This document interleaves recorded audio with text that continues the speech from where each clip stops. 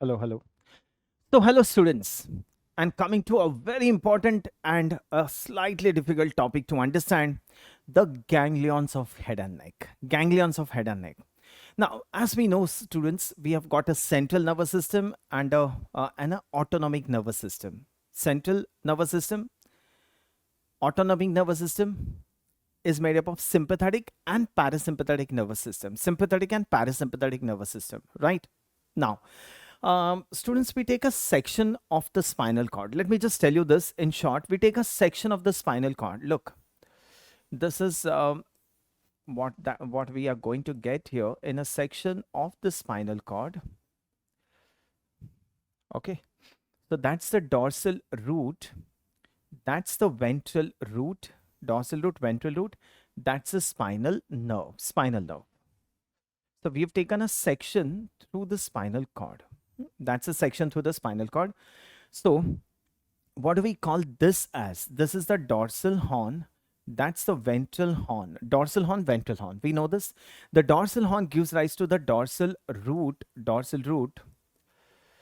The ventral horn gives rise to the ventral root.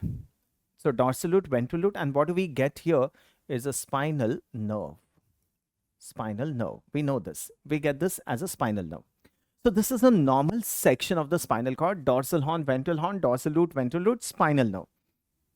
Now, when we talk about sympathetic and parasympathetic nervous system, so sympathetic nervous system is what in origin? Thoracolumbar and outflow. Thoracolumbar. Sympathetic nervous system begins from T1 to L2 segments of the spinal cord. Means thoracic 1, T1, T2 till T12, L1, L2.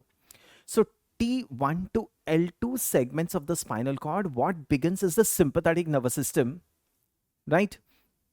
So if we take a section from T1 to L2 segments of the spinal cord, students, we get an extra horn here. We get something extra here.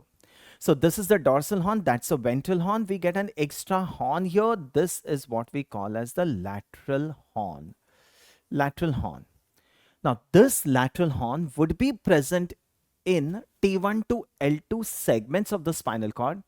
And this lateral horn would be giving rise to, this lateral horn will be giving rise to the sympathetic nervous system. Sympathetic nervous system. Now, students, you know, sympathetic nervous system has got two types of fibers. One is the preganglionic, one is the postganglionic fiber. We know this. So when we say sympathetic nervous system is thoracolumbar and outflow, that means what is thoracolumbar and outflow? The preganglionic fibers. Preganglionic fibers. The preganglionic fibers of the sympathetic nervous system begins in the lateral horn cell of T1 to L2 segments of the spinal cord. They pass through the ventral root, they enter the spinal nerve, right? And now they would be going to, what is this, students? One moment, what is this? This is the sympathetic chain, right? That's a sympathetic chain. Sorry, that's a sympathetic chain like this. On either sides of the vertebral column, we've got the sympathetic chain. So the preganglionic fibers begins from the spinal cord. There is an extra provision here. There's a lateral horn. The fibers would pass through the fibers would begin from the lateral horn cell, would pass through the ventral root, would enter the spinal nerve, and from the spinal nerve, now they would be going to this sympathetic ganglion. The fibers, the preganglionic fibers would be going to the sympathetic ganglion. Now the fibers cannot just go. They cannot go on their own. There has to be someone to carry the fibers, right? There has to be someone to carry the fibers. So these fibers are carried by someone. What is this someone known as? This is known as the white ramus communicans. White ramus communicans. So what does the white ramus communicans do? They carry the preganglionic fibers from the spinal nerve to the ganglion. So the preganglionic fiber has gone to the ganglion. The fiber will relay in the ganglion, and what begins from this ganglion now would be the postganglionic fibers. The postganglionic fibers would begin from this ganglion, and they would enter the spinal nerve, and they would supply the organs. They would supply the organs. They would supply the blood vessel organs, and they will supply the sweat gland. Okay. They would supply the blood vessels, they will supply the organs, and they will supply the sweat gland. What are these fibers? Postganglionic fiber.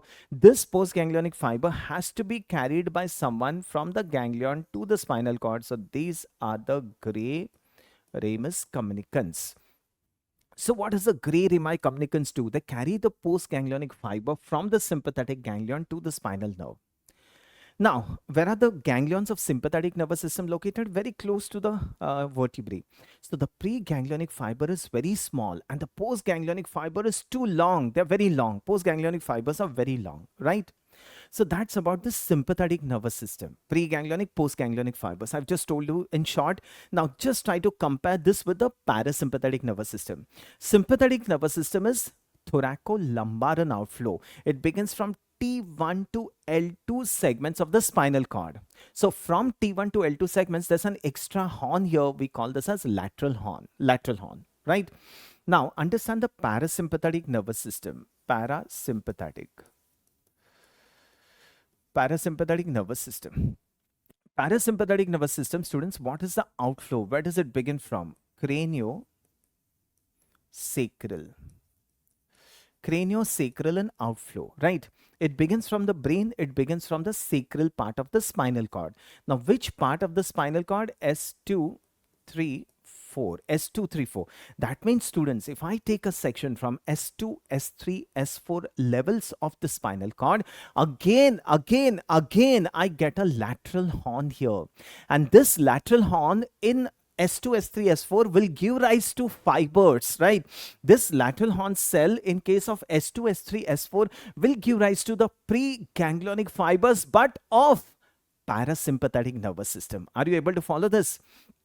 So the preganglionic fibers of the parasympathetic nervous system begins in the lateral horn cell of S2, 3, 4 segments of the spinal cord. Again, they pass through the ventral root, they enter the spinal nerve, and now they go to the ganglions.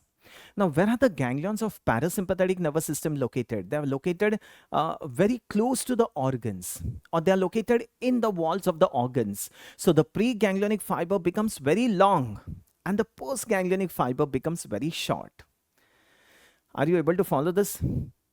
So the sacral outflow of the parasympathetic nervous system, begins from S2, S3, S4. This is also known as nervi erigentis. Nervi erigentis. It is also known as pelvic splanchnic. Okay, we are not much concerned about the sacral part. What is important for us here is the cranial outflow of the parasympathetic nervous system. Now, where does this cranial outflow of the parasympathetic nervous system begin in? It begins in the brain. It begins in the brain. Or the brain stem. You can say it begins in the brain stem. Okay, that means the brain stem will have nucleus. And what would begin from the brainstem are the preganglionic fibers. You understanding? In other words, the preganglionic fibers of the parasympathetic nervous system, the cranial outflow is located in the brain stem. Like the sacral outflow was located in the spinal cord, the cranial outflow of the parasympathetic nervous system is located in the brainstem. What would begin from here? What would begin from here are the preganglionic fibers. Preganglionic fibers would begin from the brainstem. Are you following this? Now, this preganglionic fibers would be coming to a ganglion. The preganglionic fibers would be coming to a ganglion. Students, which are the ganglions of the cranial outflow of the parasympathetic nervous system? Cranial outflow. We have seen 4 ganglions. We have seen the ciliary ganglion in the orbit. I have shown you the pterygopalatine ganglion in the pterygopalatine fossa. 2 ganglions, you know.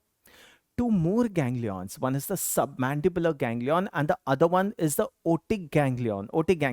So these are the 4 ganglions of the parasympathetic nervous system which outflow cranial outflow. You understanding? So the ganglions are ciliary,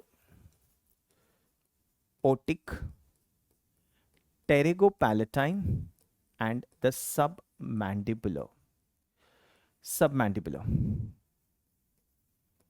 So these are the ganglions. I will be going into this details. Just try to understand this. Clear? So the preganglionic fiber of the we're discussing parasympathetic nervous system. Which outflow? Cranial outflow. We are interested in cranial outflow. So the preganglionic fibers, where would they begin from? Brain. When we say brain, it's actually the brain stem. There will be nucleus of the cranial nerves.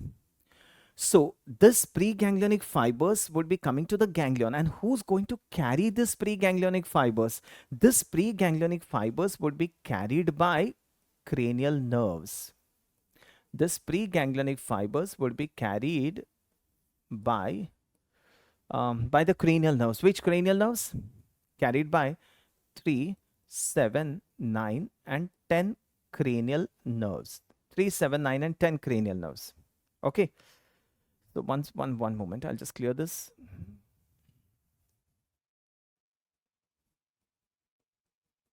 Carried by 3, 7, 9 and 10 cranial nerves. Okay. So where does the preganglionic fiber begin in? Brainstem. Who's going to carry the preganglionic fibers? The cranial nerve, 3, 7, 9 and 10 cranial nerves.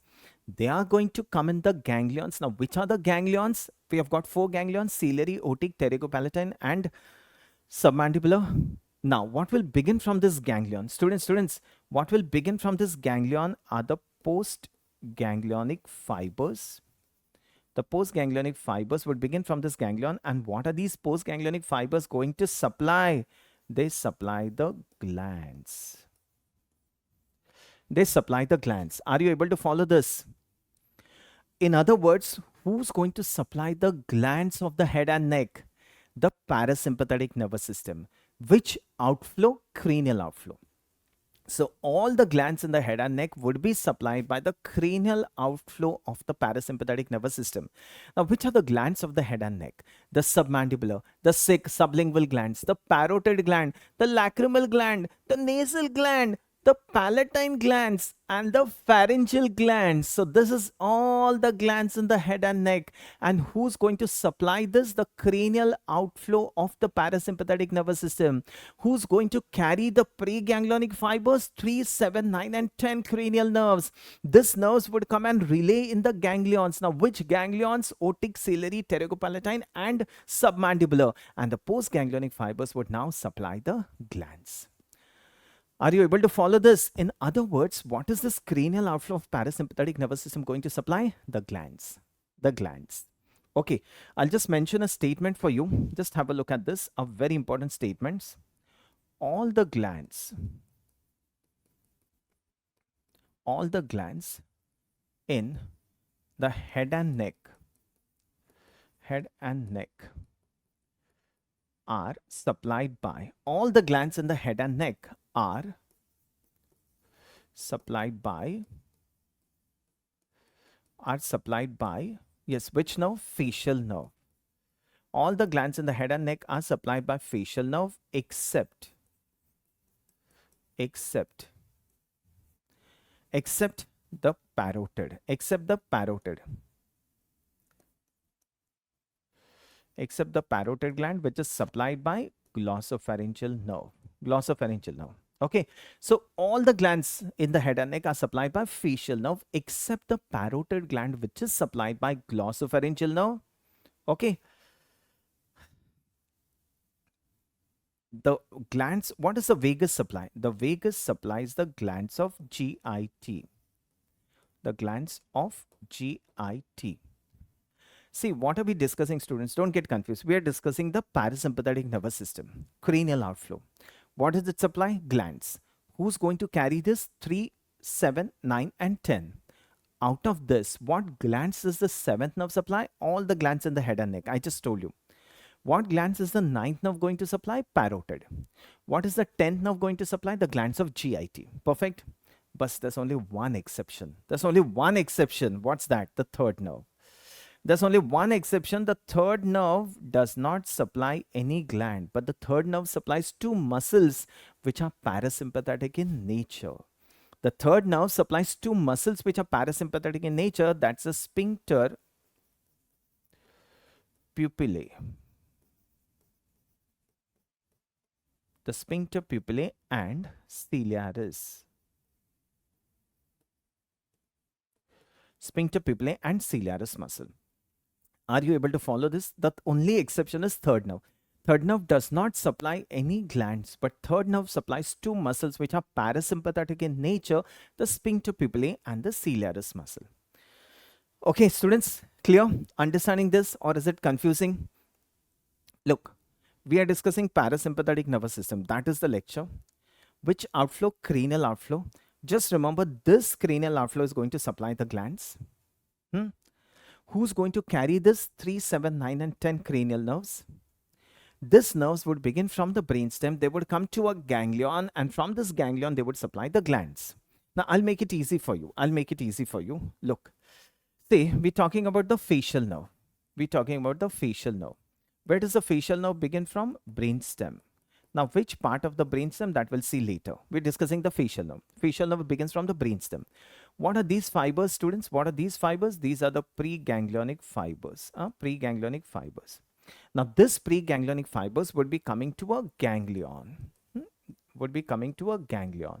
Now, this facial nerve is related to two ganglions.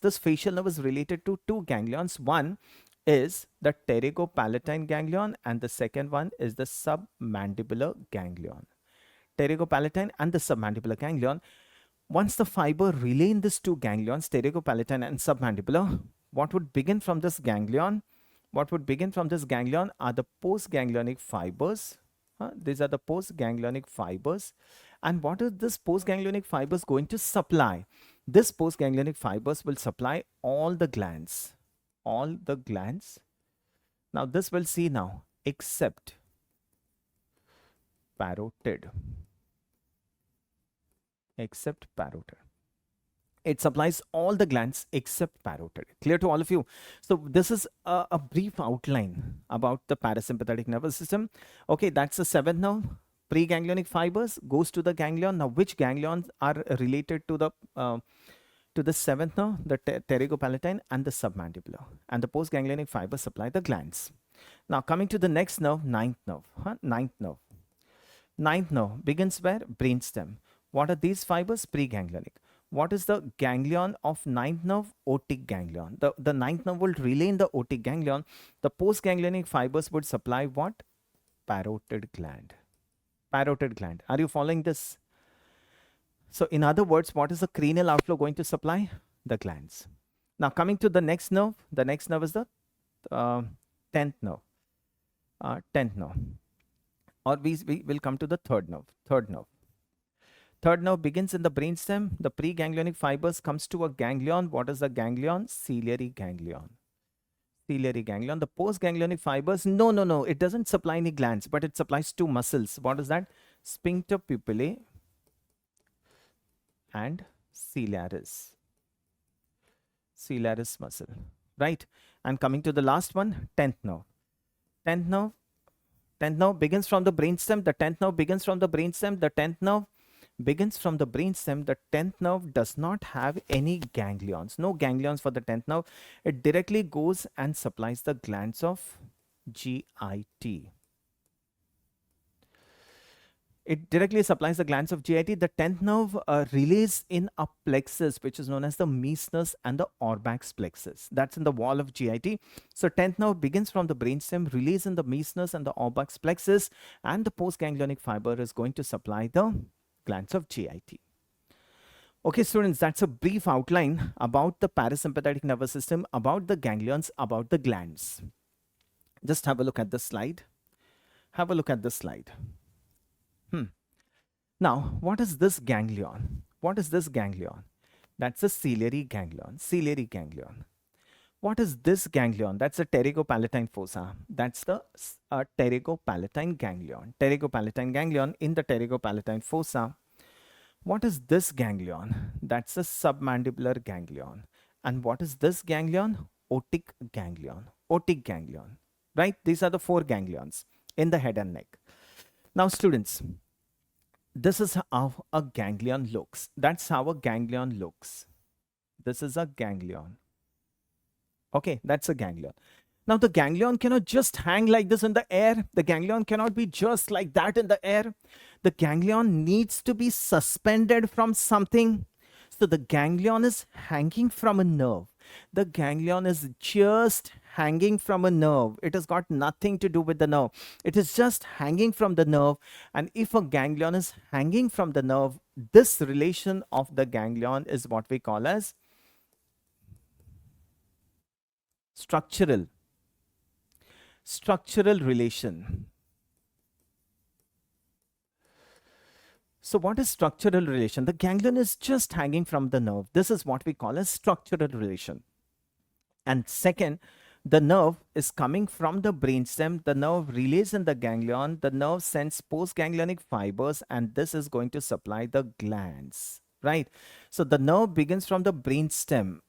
The nerve comes in the ganglion, relays in the ganglion, and sends postganglionic fibers to supply the glands.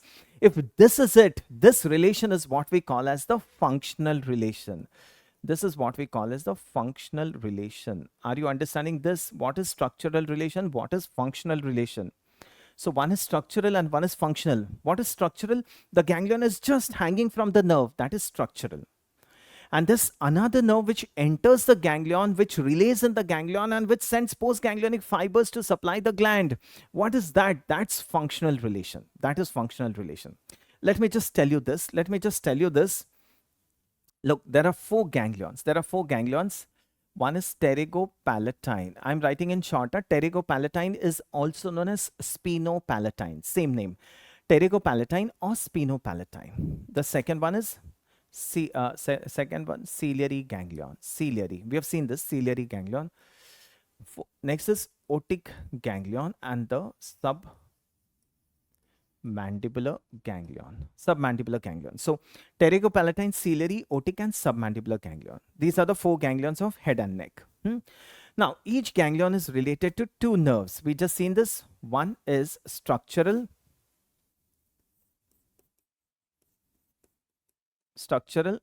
Okay, one is structural relation and the second one is functional relation. Structural and functional. Now structural meaning the ganglion is hanging from the nerve. So students, the pterygopalatine ganglion is hanging from which nerve? The pterygopalatine ganglion is hanging from maxillary nerve. The pterygopalatine ganglion is suspended from the maxillary nerve. The ciliary ganglion is hanging from nasociliary nerve, nasociliary. The otic ganglion is hanging from mandibular nerve, and the submandibular ganglion is related to lingual nerve. Okay, so you understand. I'll show you this. Pterygopalatine ganglion is hanging from which nerve? Maxillary nerve. Ciliary ganglion is hanging from nasociliary nerve, otic from mandibular, and submandibular from lingual. What is common in all this? Students, what is common in all this? We've already seen this in the previous lecture. What is common in all this? All this are branches of trigeminal nerve. All these are branches of trigeminal nerve. Maxillary is a direct branch. Mandibular is a direct branch of trigeminal. Lingual is a branch of mandibular. And nasociliary is a branch of ophthalmic. So all the ganglions are hanging from one of the branches of trigeminal nerve. Is this clear? They're just hanging. And now see the functional relation. What does functional mean? The nerve would begin from the brainstem, come to the ganglion, relay in the ganglion, and send postganglionic fibers to the gland. This is actually parasympathetic nervous system. So what is this? This is 7, 3, 9, and 7. 7, 3, 9, 7. This is what I'm telling you, students. The 7 now begins from the brainstem, comes to the ganglion. The preganglionic fibers comes to the pterygopalatine ganglion. The fibers will relay in this ganglion, and the postganglionic fibers will supply the glands. And this pterygopalatine, that is structure, that is functional relation. And this pterygopalatine ganglion is hanging from which nerve? Which nerve? Maxillary. That is structural relation. The facial nerve begins from the brainstem, comes to the ganglion, submandibular ganglion, relays here, and then supplies the submandibular and sublingual glands. What is this? Functional. What is this relation? Functional. And this submandibular ganglion is hanging from which nerve? Lingual. What is that relation? Structural. Understanding what is structural, what is functional relation, students? Is this clear to all of you? Look at this one slide once again. What is this ganglion? Pterygopalatine ganglion. What is this nerve from which it is hanging? Look at this, the nerve from which it is hanging, the maxillary nerve. What is this relation? Structural. What is this ganglion? Ciliary. What is this nerve? Nasociliary. What is that relation? Structural. What is this ganglion? This is the submandibular ganglion. What is this nerve here? Huh? Lingual nerve. That is structural relation. And what is this ganglion? Otic, hanging from mandibular nerve. That is structural relation. Students, am I clear to all of you? What is the meaning of structural? The ganglion is just hanging from the nerve, only hanging. And when a nerve comes from the brainstem, enters the ganglion, relays here, and sends postganglionic fibers to supply the gland, that is what we call as functional relation. I hope this is clear. Okay, let us understand one nerve supply of parotid gland. Let us understand the nerve supply of parotid gland. All these things will be clear to you. Nerve supply of parotid gland.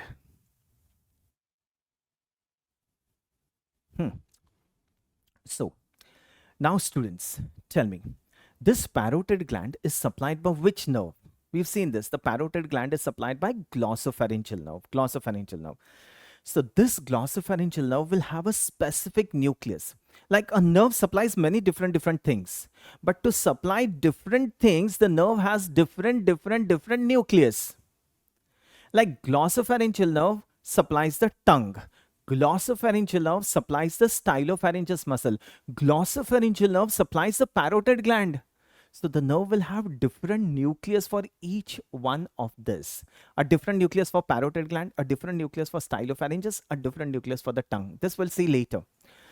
Now students, what is the name of the nucleus of the glossopharyngeal nerve in the brain stem to supply the parotid? What is the name of the nucleus? The name of the nucleus is the inferior salivatory nucleus. Inferior salivatory nucleus. That's the nucleus of glossopharyngeal nerve, and this nucleus of glossopharyngeal nerve is going to supply the parotid gland. This is located in the brainstem. From the inferior salivatory nucleus we get the tympanic branch. Tympanic branch of glossopharyngeal nerve. And this tympanic branch, this we'll see in the parotid also. This tympanic branch of glossopharyngeal nerve is known as Jacobson's nerve. Jacobson's nerve. This tympanic branch will join with the sympathetic plexus. Sympathetic plexus are going to supply only the blood vessel, remember. Otherwise, you will tell me this is parasympathetic nervous system. Where does sympathetic come from? So, sympathetic supply the blood vessels. So, the tympanic branch of glossopharyngeal nerve joins with the tympanic joins with the sympathetic plexus and forms tympanic plexus. Tympanic plexus. Where is this tympanic plexus located? In the medial wall of middle ear. Tympanic plexus is located on the medial wall of middle ear. From the tympanic plexus, we get a nerve. What's that? Lesser petrosal nerve. Students, this lesser petrosal nerve, have we heard somewhere? Have we?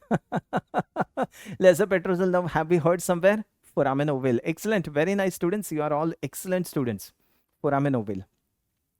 This lesser petrosal nerve comes out through the foramen ovale. Look who's come. Look who's come. Our ganglion has come. It comes to the otic ganglion. It relays in the otic ganglion. And now the fibers would go to a gland. What gland? Parotid gland. The fibers would go to the parotid gland, right? Now that's the pathway of nerve supply of parotid.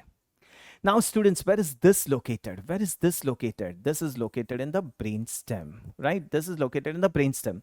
From the brainstem to this ganglion, from the brainstem to this otic ganglion, these are the preganglionic fibers. And from the otic ganglion to the parotid, what are these fibers? These are the postganglionic fibers. You understanding? The nerve begins from the brainstem. The nerve comes to the ganglion. The nerve relays in the ganglion, and the nerve sends postganglionic fibers. Come on, students. What is this relation? Functional. That's the functional relation, and this is how the glossopharyngeal nerve is functionally related to the otic ganglion. The nerve comes in the ganglion, release and sends fibers to supply the parotid gland. That means who's supplying the parotid gland? The glossopharyngeal nerve. And which is the ganglion related to the glossopharyngeal nerve? Otic ganglion. Are you understanding? So what are these fibers? Preganglionic. What are these fibers? Postganglionic. The same thing I was trying to tell you in the previous slide. Where's the slide gone? Where's the slide gone? Gone. Okay. Look, this was a slide. The ninth nerve begins from the brainstem. The ninth nerve goes to the otic ganglion. These are the preganglionic fibers. The postganglionic fibers supply the gland. That's the functional relation. And this otic ganglion is hanging from which nerve? Mandibular nerve. That is its structural relation. Structural. Clear, students? Let me tell you one more thing. So this will be very clear to all of you. Let me tell you one more thing. Okay, we'll start with the facial nerve. Let us understand the facial nerve. So this will be clear. Now, facial nerve, what does it supply? All the glands in the head and neck. Clear? Facial nerve supplies all the glands in the head and neck. Facial nerve is functionally related to two ganglions, the pterygopalatine and the submandibular. Clear? Facial nerve is functionally related to two ganglions, the pterygopalatine and the submandibular. Supplies all the glands. This much we know. Understand the codes of facial nerve. Now, facial nerve, like glossopharyngeal nerve, had a specific nucleus for the parotid. Similarly, the facial nerve will have a specific nucleus to supply the glands. The name of this nucleus is the superior salivatory nucleus to supply the glands. And there's a gland here, we cry. That's gland lacrimal. The name of the nucleus, lacrimatory nucleus, lacrimatory. Okay, so I'll just write the superior salivatory nucleus for you. Lacrimatory, I'm not writing here. Superior salivatory nucleus, that's the nucleus of facial nerve. It's sensory branch. I'm writing in small letters, sensory branch, because the pathway is big. Sensory branch of facial nerve. Any idea what is the sensory branch of facial nerve known as? It is known as the nervus intermedius. Nervus intermedius, or the nerve of Wrisberg. Remember this, that's a very important MCQ. Nerve of Wrisberg, W-R-I-S-B-E-R-G, nerve of Wrisberg. So sensory branch of facial nerve is known as nervus intermedius or the nerve of Wrisberg. This sensory branch of facial nerve will join with the motor branch. Sensory branch will join with the motor branch and will form the trunk of the facial nerve. Trunk of the facial nerve. Okay. So sensory branch is a different branch of facial nerve. Motor branch comes from a different nucleus. Sensory branch comes from the superior salivatory and the lacrimatory nucleus. Motor branch comes from a different nucleus. Together they join to form the facial nerve. Now this facial nerve enters into a foramen. Come on, students. The facial nerve is entering into a foramen of the skull. Internal acoustic meatus. And when it enters the internal acoustic meatus, it enters into the internal ear. Internal ear. From the internal ear, the facial nerve comes in the middle ear. It undergoes a bend. And what is this bend known as? The genu. And this genu is a bend, but we call it as the geniculate ganglion. Okay, so trunk of facial nerve enters into the internal acoustic meatus, enters the internal ear, bends, comes in the middle ear. That's the genu. This is what we call as the geniculate ganglion. From this geniculate ganglion, we get three branches. One is the greater petrosal nerve. Greater petrosal. Second is nerve 2 stapedius. And third is chorda tympani. Greater petrosal nerve, the nerve 2 stapedius, and chorda tympani. And after giving these three branches, the facial nerve now gets out through the stylomastoid foramen. It gets out through the stylomastoid foramen. It enters a gland here. What is this gland here? The parotid gland. Okay. So the facial nerve first gives this three branch in the ear. After giving this three branch, the facial nerve gets out through the stylomastoid foramen, and that's the parotid gland, enters the parotid gland, and then it gives five branches. It gives five branches to supply the muscles of facial expression. We know this, right? So from the geniculate ganglion, this 3 branches then gets out through the stylomastoid foramen, enters the parotid and gives this 5 branches to supply the muscles of facial expression. Now, we'll trace the chorda tympani. Chorda tympani joins with, we know this, it comes and joins with the lingual nerve. Lingual nerve goes to a ganglion. What is that ganglion? That's a submandibular ganglion. That's a submandibular ganglion, and it now supplies 2 glands. So chorda tympani joins with the lingual, goes to the submandibular ganglion and supplies the submandibular and the sublingual gland. Submandibular and the sublingual gland. Okay. So greater petrosal nerve, nerve to stapedius, chorda tympani, and then it gets out. Chorda tympani joins with the lingual, goes to the submandibular ganglion and supplies the submandibular and the sublingual glands. Greater petrosal, students, this greater petrosal nerve joins with deep petrosal nerve. I told you this, it comes from the sympathetic plexus around the internal carotid artery. We have seen this in foramen lacerum. So greater petrosal nerve joins with the deep petrosal nerve, which comes from the sympathetic plexus around the internal carotid artery, forms the nerve of pterygoid canal. Nerve pterygoid canal, it is nerve pterygoid canal, also known as Vidian's nerve. Nerve pterygoid canal or the Vidian's nerve. Now this nerve pterygoid canal will come and relay in the pterygopalatine ganglion, right? So greater petrosal nerve, which is a branch of facial nerve, joins with the deep petrosal nerve, which comes from the sympathetic plexus around the internal carotid artery, forms the nerve pterygoid canal or the Vidian's nerve, relays in the pterygopalatine ganglion, and the postganglionic fibers are now going to supply the lacrimal, nasal,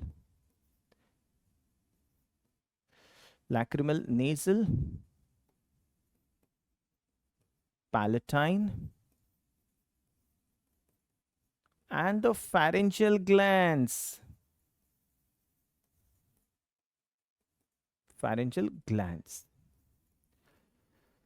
Okay, lacrimal, nasal, palatine, and pharyngeal glands. So that's the complete pathway of facial nerve. Students, clear? Now you tell me one thing. Now try to understand this. Tell me, okay, where is this located? Where's the superior salivary nucleus located? Brainstem. From the brainstem, this fibers, and that's the ganglion. What are these fibers? The preganglionic fibers. And what are these fibers? The postganglionic fibers. What is this relation? Functional. Again, this is in the brainstem. From the brainstem, what are these fibers? Preganglionic. That's the ganglion. What are these fibers? Postganglionic. What is this relation? Functional. You understanding how the pterygopalatine and the submandibular ganglions are functionally related to the facial nerve? Clear with this? Look at this. What does this mean? All the glands in the head and neck. This is all the glands in the head and neck are supplied by which nerve? Facial nerve. Now, why it does not supply the parotid? There's a reason for this. All the glands, otherwise these are all the glands in the head and neck are supplied by facial nerve. This is what I told you. It doesn't supply the parotid. Yes, it has got a reason for that. That I'll tell you later. Clear now, students? What is structural, what is functional relation is clear? This pterygopalatine ganglion is hanging from which nerve? Maxillary nerve in the pterygopalatine fossa. What is that relation known as? Structural, because it is hanging. The submandibular ganglion is hanging from which nerve? Lingual nerve. So that is a structural relation. Whereas what is this? Functional relation. Students, fine now? Difficult, eh? So understand one thing. The parasympathetic ganglions or the ganglions of the head and neck, what are they meant to supply? The glands. Only the ciliary ganglion doesn't supply any gland. It supplies 2 muscles, the sphincter pupillae and ciliaris muscle. Ganglions are related to 2 nerves. One, it is hanging from a nerve. That's structural relation. Second, nerve comes from the brainstem, relays in the ganglion, sends postganglionic fibers. That is functional relation. Clear to all of you? I've told you the pathway of facial nerve. I've told you the pathway of glossopharyngeal nerve to understand the same. So I hope this ganglion is clear to all of you. Look at this slide. Look at this slide. That's a beautiful slide. So now tell me, what is this ganglion? What is this ganglion that you're looking at? That's the pterygopalatine. What is this nerve? Maxillary. What is this relation? Structural. What is this ganglion? That's a submandibular ganglion. What is this nerve? Lingual nerve. What is this relation? Hanging. So structural.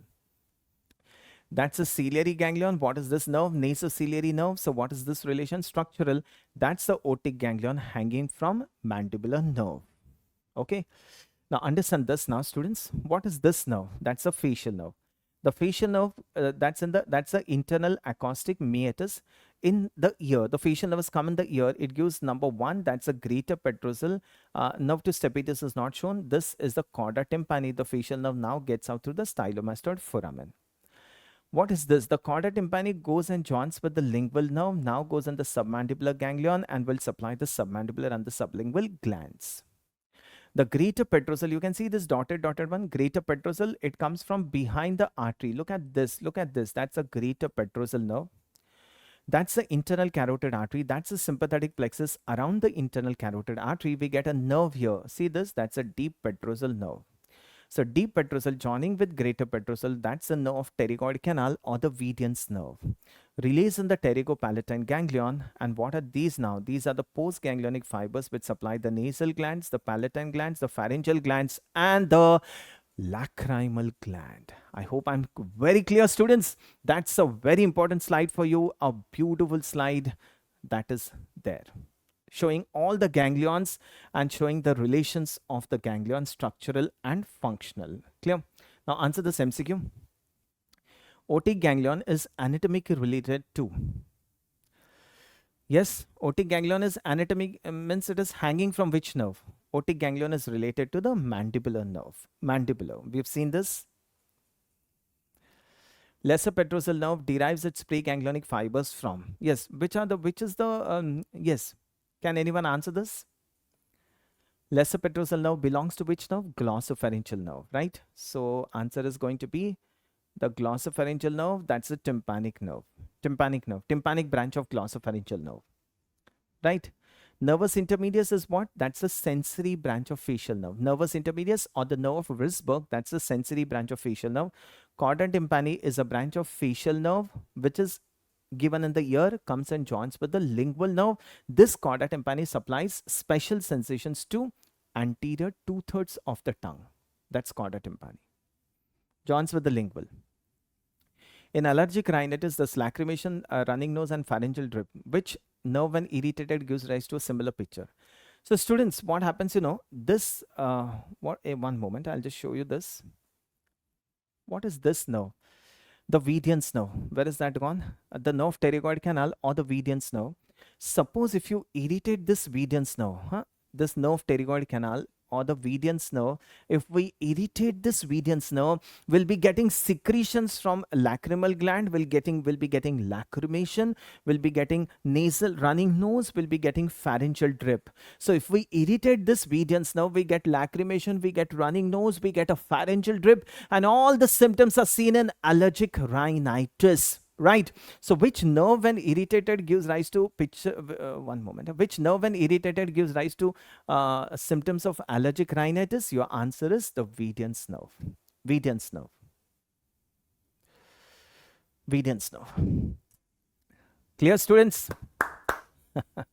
I hope this is clear to you. So in this lecture, we have discussed the autonomic. In short, I've told you sympathetic and we have discussed the parasympathetic nervous system in details. Parasympathetic is craniosacral. Sacral part, we don't concentrate much. Cranial part arises in the brainstem, carried by 3, 7, 9, 10 cranial nerves. They relay in the ganglion, and from the ganglion, they are going to supply the glands. Now, which are the ganglions? The otic, the ciliary, the pterygopalatine, and the submandibular ganglions, and the glands, all the glands in the head and neck. Second, the parotid, the glands of GIT, which the vagus supplies. The third nerve does not supply any glands, but two muscles which are parasympathetic in nature, sphincter pupillae and the ciliaris. I hope, students, this lecture is clear to all of you. In case of doubts, do get back to me. This is a difficult lecture, students. Just keep on revising. See the lecture, revise the lecture in subsequent lecture. Again, the next lecture is going to be the functional component, which is another very important lecture. Thank you to all of you. Thank you and happy learning. Thank you.